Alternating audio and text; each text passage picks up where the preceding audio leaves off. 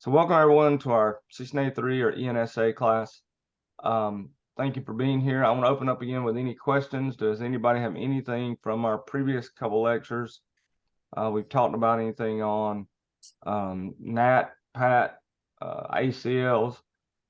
It used to be when we talked about VPNs, we'd actually do a little actual VPN configuration. We get to see a little bit of VPN. We don't really do that anymore.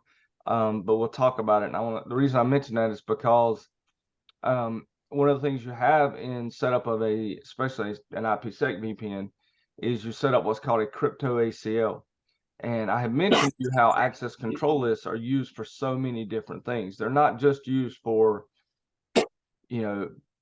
permitting and denying in a firewall type setup. They're also used for, you just think about what we talked about last week, NAT and PAT. We had an access control list that would determine what would get natted and what would not get natted. And so that was the use of an access control list. Site-to-site VPNs and VPNs themselves typically have what's called a crypto ACL.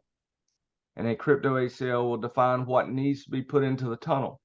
And only that will be placed in the tunnel, not anything else. I'm actually going to stop my video too, so I have a little better bandwidth here. I want to talk first, though, about two major types of VPNs. I touched on this last week, but again, I want to review remote access and then our site-to-site VPNs. And one of the things I mentioned to you last week, one of the major differences is the endpoints, where the endpoints are. In a remote access VPN, the endpoint is usually a user device with a VPN software on it. So great example. I had all during my trip, I have on my laptop ExpressVPN. I have ExpressVPN on my PC, on my phone. So when I connect to ExpressVPN, I'm taking my phone, I am connecting this device, my remote endpoint device, to a VPN endpoint and encrypting traffic completely from this device to wherever I'm going into that VPN endpoint. A site-to-site VPN uses a little different setup. Site-to-site VPN, the endpoints are the network devices. And so typically it could be, router to router.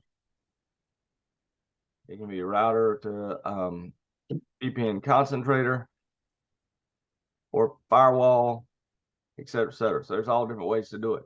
But the important thing here on a site-to-site is actually the client devices have no idea they are even traveling across. They travel across a VPN. They don't know about it, because to them, their traffic and here's a great example. If you have a business partner with Cisco router and they're connecting to your ASA firewall, which could be a VPN endpoint, all that traffic would travel through this top tunnel up here, and the devices inside your business partner's network would have no idea that they were traveling through an encrypted tunnel to access whatever the resources are you're giving them access to on your main site. On this mobile marker with AnyConnect, or if you've ever used Palo Alto, it's Global Connect or Global Protect, Global Protect, like I've got right here on my machine. So I've got Global Protect on my machine and I could connect to an endpoint. But with this, I have to load software on mine. So the bottom one down here would be what is called a remote access VPN. All these other three would be a site-to-site VPN. And again, the whole difference is the endpoint. If it's a device that is a networking device endpoint and you put nothing on the client, site-to-site. If it's on the client itself. The other thing that this kind of causes some interesting changes or differences to think about here is site-to-site VPNs are easier if you control the endpoints and you know where they're going to be at, you know what the IP addresses are going to be on them. You can't really do that with a mobile worker because you don't know what the IP address is going to be at the hotel they're staying at. So that's why you have to adapt your VPN strategy to whatever works best for your remote workers. Benefits, cost savings. Used to be we had to maintain dial-in networks or dial-in banks, and that was prohibitively expensive. You'd have to be able to dial in, get access to the corporate network. It was crazy. Security done right, your traffic should be encrypted well enough that at least by the time someone breaks it, it's no longer useful.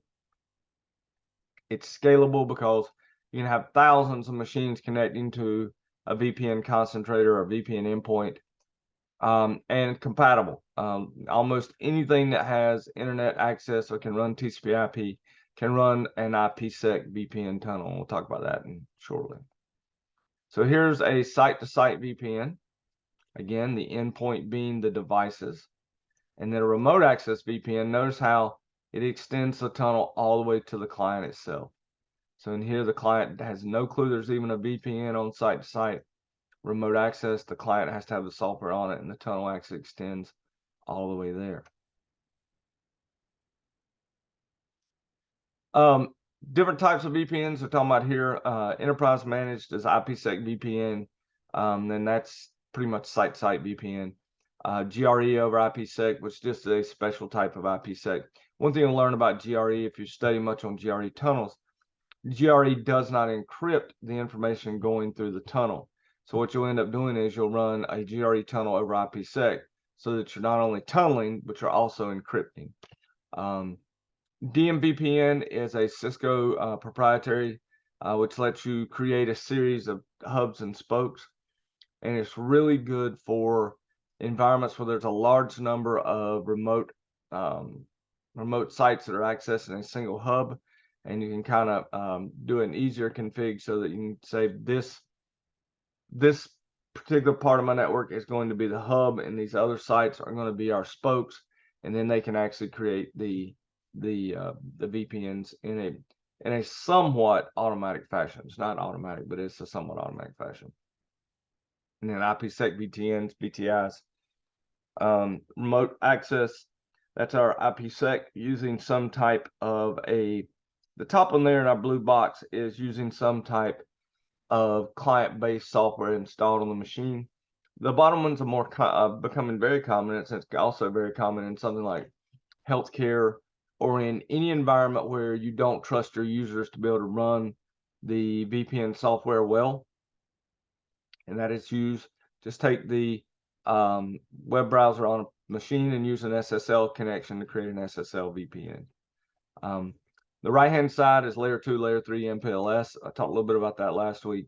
That is literally just VPNs extended into the service provider environment.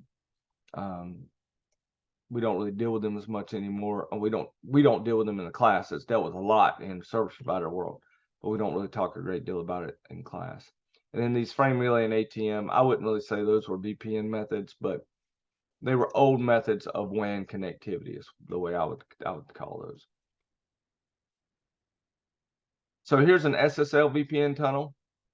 You'll notice one of the things about this SSL VPN is it is a remote access VPN because the endpoint is on the device using the device web browser as the initiation point, and then using SSL to access. Typically what happens with an SSL VPN is you're only given access to certain resources. Have any of you ever worked with an SSL VPN or used an SSL VPN? It's common in healthcare where you've got doctors in remote offices and they only need access to a couple different applications back at a headquarters site. And so you just run it over SSL VPNs. They load into a web page, they can click and go where they need to go, and boom, they're there. So it's a little bit easier to set up and manage versus having to deploy software to all of these devices. As long as they've got an up-to-date web browser, they're good. Now, the way this is all set up, especially with Cisco's SSL VPNs, you can still use the AnyConnect client if you wanted to do so.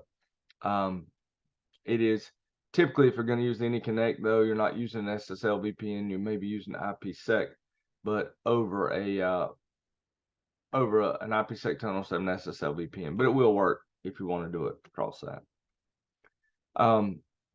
Good news is very easy to set up, widely supported as long as you have a web browser. You can only get to web-based applications and file sharing through that web-based apps.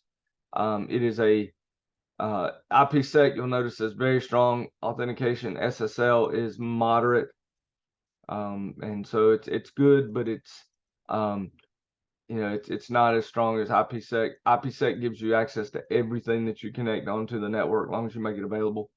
SSL does not. IPsec encryption, it goes above 256 bits now, but that's we've got that strong encryption. And you can get strong with SSL. You can get up 256 bits in them in an SSL connection too. Complexity, though, IPsec is much more difficult as far as especially setup on your end. Well, I don't know if setup on your end, I think SSL is easier on the client on your side, but on the host side, it requires installing software. On SSL VPN on the host side, at least, all it requires is a web browser, nothing else. Connection option is limited because only devices with specific configs can connect with IPsec, whereas SSL, you got a web browser you can connect, which is really neat. It's a very cool thing. In a site-to-site VPN, again, notice how the difference is the client has no clue it's even going through a tunnel. The tunnel is fully handled by the VPN gateway. And again, that could be a router to an ASA. It could be a router to a VPN concentrator. It could be router to router, any of those. We can technically, folks, take 2 Windows boxes and create an IPsec tunnel across them. Here is GRE over IPsec, and you'll notice what GRE does. GRE is a site-to-site VPN tunneling protocol, but it does not encrypt anything. It does not have the ability to encrypt anything. It's called generic route encapsulation. It can be used to hide the number of hops. So if you ever get into a situation where you're wanting to hide how far traffic has to actually travel through your network, GRE can be used for that.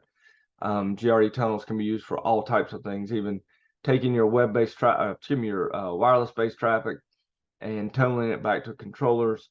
Those are types of things. But if you want to encrypt it, you have to actually run it inside, and there's multiple ways of doing it, and they don't talk about all of them in here, but basically you can run GRE over IPsec, or you can run IPsec inside of GRE. So there's a couple different ways to do it, and it all comes down to what gets changed in terms of the headers and information and what gets encrypted. This you're seeing here that the branch and the HQ are actually sending OSPF routing information over IPsec VPN, but because IPsec doesn't support multicast traffic, you actually have to run GRE over IPsec to support that traffic. And so you take GRE and make it appear that these two are connected directly to one another with a GRE tunnel, so that branch and HQ can talk to one another in OSPF using multicast. Remember, OSPF uses 224.0.0.5, 224.0.0.6 as its multicast addresses for OSPF. But that won't pass across the internet here because this particular internet doesn't support basically broadcast traffic or multi-access traffic. Multicast traffic, sorry. And so we put that inside of a GRE tunnel. That traffic can now travel. And we also then wrap that in an IPsec VPN tunnel and ensure that data is encrypted. So the GRE hides the reachability or the pathway, and then the IPsec does your confidentiality. So you can see here the OSPF multicast packet was encapsulated with a GRE header, and then it was subsequently encapsulated in another IP transport header, and that's forwarded over the IPsec tunnel. So you got GRE inside of IPsec. We don't spend a lot. I'm not going to spend a lot of time on this because all they want you to know about is DMVPN as a way to do basically hub and spoke VPNs with more flexibility and some automatic and dynamic creation of those tunnels. What can actually happen is if you've set it up correctly, the spokes can not only automatically create connections to the hubs, but in the event that a hub to spoke may go down, it can go to another spoke and use that as a possible way to get to the hub. I know several of my students, when they graduated and went to work in the financial sector, one of the things they worked a great deal with was DMVPNs, because they had their central site with remote banking sites. And then here you see an IP-VTI, which is just a virtual tunnel interface. And it allows you to create a virtual tunnel or virtual interface. And it really does some of the same things as you would think of a GRE tunnel, in that it does not allow the routing protocol to understand how many actual hops you're going through, or even the different types of traffic you're going, or different types of support for different media, multicast, non-multicast, those types of things. So if you can send, if you can create a VTI tunnel or just a tunnel itself, it can send both unicast and multicast. So really, you can take a VTI and use it to replace a GRE tunnel. And the good news is it's IPsec VTI, which then means it is encrypted. It's a more advanced version that we've kind of run into after we've been using GRE for years. Layer 2, Layer 3 MPLS, I've already talked a little bit about that, so I'm not going to spend much time on that. I do want to go in here and talk about IPsec, though. IPsec is made up of two parts when you create a tunnel. And one thing I want you to remember about IPsec as you do any study on this is that IKE equals ISACAMP. Okay, because you're going to see if you read about any configurations of VPN tunnels, you'll see that one of the main things you have to do to create an IPsec tunnel is first create your IKE policy, and all of the commands for the IKE policy are ISACAMP. So don't get confused about it. IKE equals IKE equals ISACAMP. Then the next thing you will do is you'll create your IPsec policies. So there's two portions there you're going to create as part of this, and they work together to determine the confidentiality, integrity, original, authentication, Diffie-Hellman. And so you can set these different items as choices. That is what is meant by a transform set. When two devices are going to connect with a VPN tunnel, they're going to compare their ISACAMP policies and see if they can actually have a matching ISACAMP policy. And if it does, they'll create an ISACAMP connection. They'll then take Diffie-Hellman and create an automatic shared secret key, and then they'll move into phase 2. Phase 2 is IPsec transform set negotiation. They've got to negotiate on types of confidentiality they're going to use, other items, timeouts, and these types of things. They match, they will actually create then a phase 2 IPsec connection, and then boom, you'll actually create your IPsec tunnel. So these are all different types of protocols that can be run. IPsec authentication header, encapsulation security payload. One is I'm only going to authenticate the headers, I'm not going to encrypt it. The other is we're actually going to encapsulate and secure the payload itself, so ESP. We've got a couple different confidentiality protocols we can use. DES, don't use DES. Triple DES, don't use triple DES. But AES and SEAL are two. We've got integrity, MD5, and SHA being the higher value. Typically, the further you go to the right in this chart, the more secure that particular protocol is. Authentication, pre-shared key, or RSA. RSA obviously uses public-private key pairs, which are more secure but harder to set up. And then you've got Diffie-Hellman 1, 2, 5, and up further. So notice it always goes all the way up to, at this point, 14 through 24.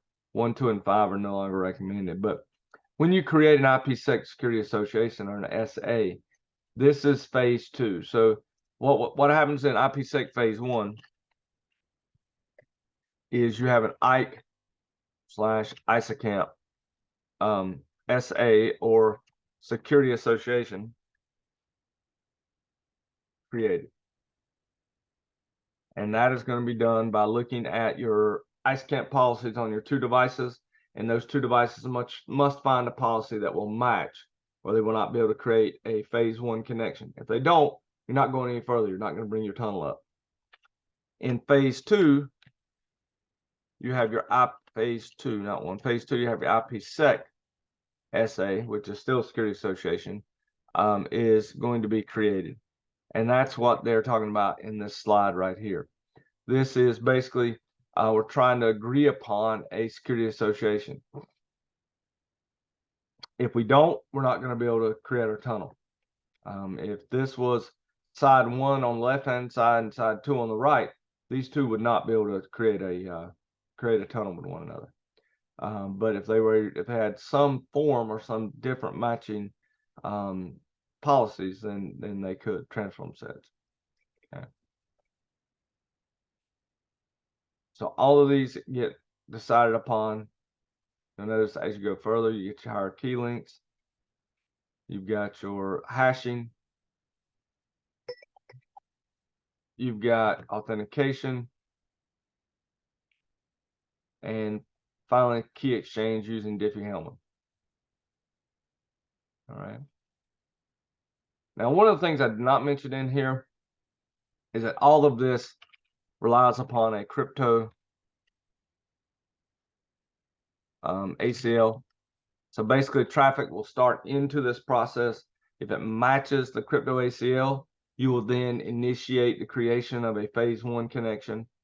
Once that's done, you'll create a phase 2 connection. Once that's done, the tunnel is totally up, and all the data that matches your crypto ACL will then be encrypted as it's sent to the opposite side.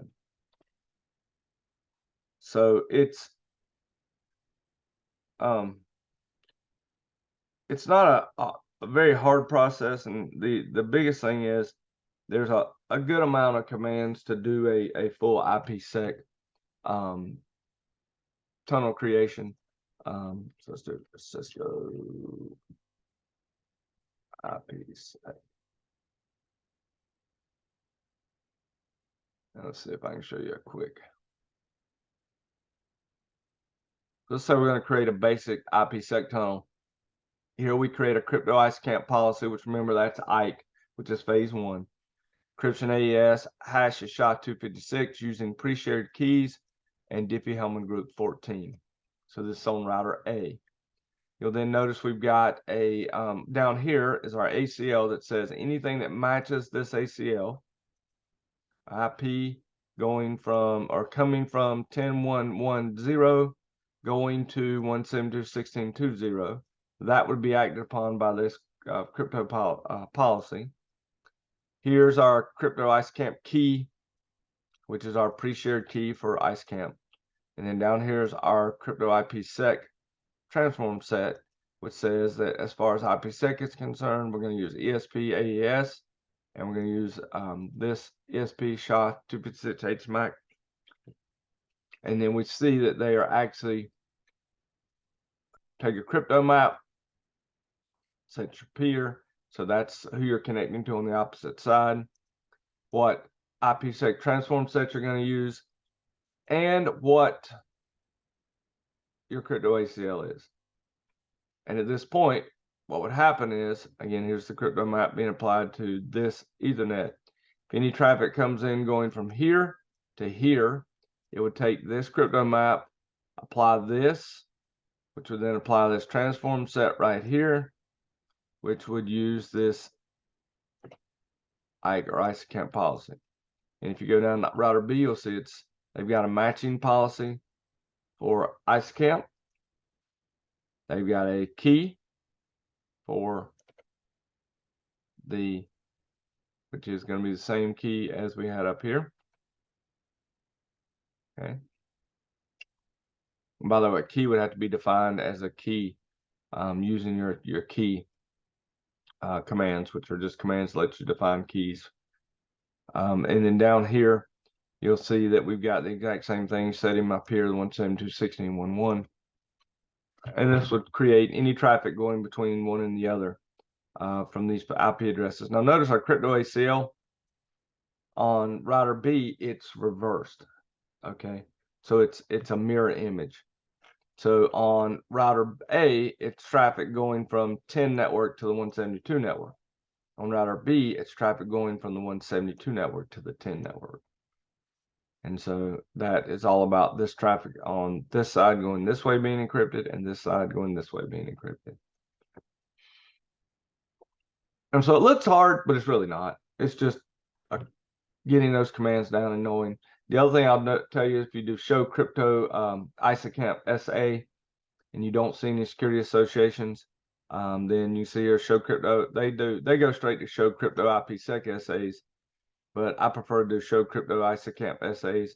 If you don't have an ISACamp SA, you're not going to have an IPsec SA. So, but you'll notice here if it's working correctly, you can see the number of packets encapsulated, and then encrypted and decrypted. Okay, and they should usually match fairly closely. But that is IPsec. Questions? All right. Well, folks, like I said, I am not feeling great today, so I'm kind of struggling just to get through this. I'm going to, if y'all are okay with it, call it a day on that. I'm gonna let you do 9 by yourself.